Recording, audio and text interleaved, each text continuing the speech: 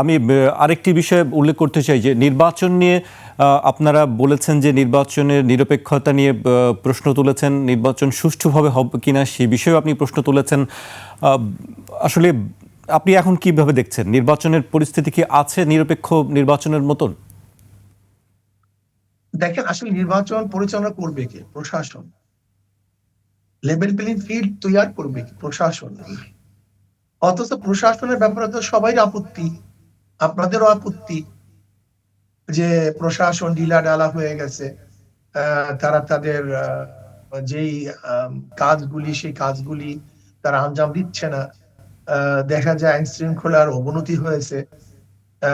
দেখা যায় যে হাদির মতো এক ব্যক্তিত্ব, সেও তাকেও দুনিয়ার থেকে বিদায় হতে হয়েছে।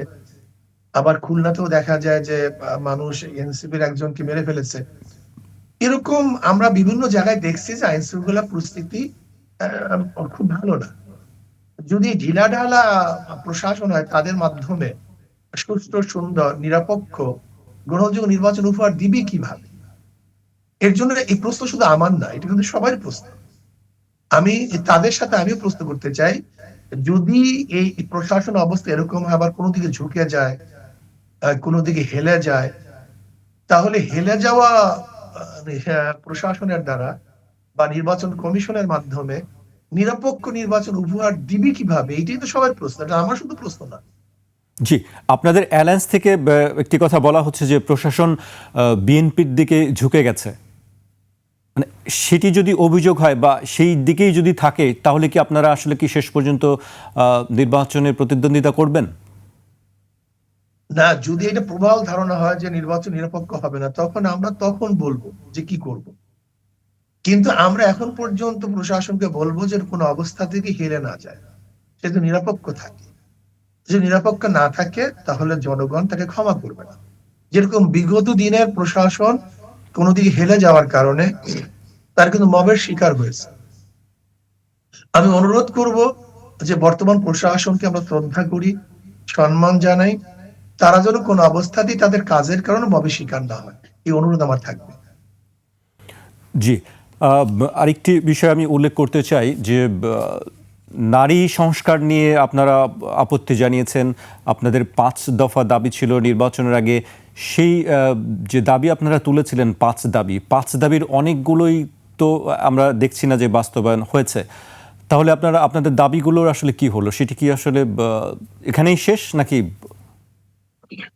আচ্ছা, দাবি তো দাবি।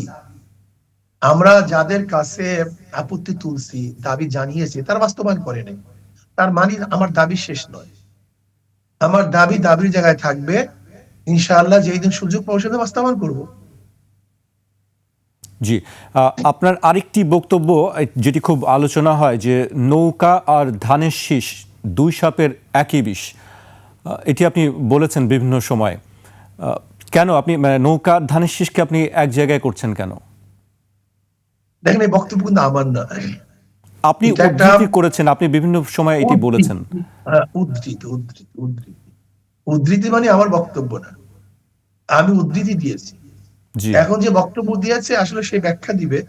কিন্তু আমরা যেটা মনে করি, এটা কেন বলা হয়েছে, যে বিগত দিনে যারা শাসক ছিল প্রত্যেকের আমলে দুর্নীতি হয়েছে। দেখেন, 91 থেকে 96 পর্যন্ত আপনারাই জানেন কতবার দুর্নীতি চ্যাম্পিয়ন হয়েছে। এরপরে আবার 96 থেকে 2001 পর্যন্ত দেশের অবস্থা কি হয়েছিল। আবার 2001 থেকে 2006 পর্যন্ত দেশের অবস্থা এরকম হলো, মানুষ আন্দোলনের ভিত্তিতে যারা ক্ষমতায় ছিল তাদেরকে নামতে বাধ্য করেছে। আবার আপনারা দেখেছেন 2008 থেকে 2024 পর্যন্ত যারা ক্ষমতায় ছিল, বৃহত্তর আন্দোলনের মাধ্যমে তারা দেশ থেকে পালাতে বাধ্য হয়েছে। এখন দেখেন, যারাই ক্ষমতা ছিল তাদের বিরুদ্ধে প্রবল আন্দোলন হয়েছে এবং আন্দোলনের মুখে তারা নামতে বাধ্য হয়েছে।